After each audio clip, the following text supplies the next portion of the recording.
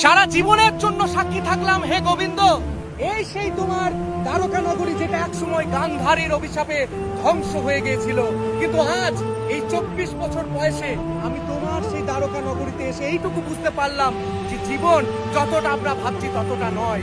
জীবন অনেক ছোট, আমরা ভাবে আমরাই অনেক কিছু, কিন্তু আমরা কিছুই নয়।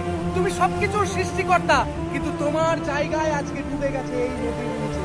আজ মানুষজন যারা নিজেদেরকে ভগবান ভাবছে, মানুষজনের মধ্যে যে পাখণ্ডে ভরে গেছে, সেই ধর্ম স্থাপন করার জন্য তোমাকে আবার আবার আসতে হবে এই ধরাধামে।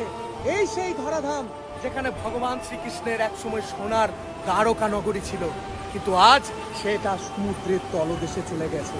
কিন্তু আপনাদেরকে এই জীবিত অবস্থায় দর্শন করাচ্ছি ভগবান শ্রীকৃষ্ণের সেই নগরী, যেটা এই নদীর নিচে এখন বর্তমানে আছে, যেটা এই সমুদ্রের নিচে এখন বর্তমানে আছে। আপনারা তাই দর্শন করুন ভগবান শ্রীকৃষ্ণের সেই জায়গা।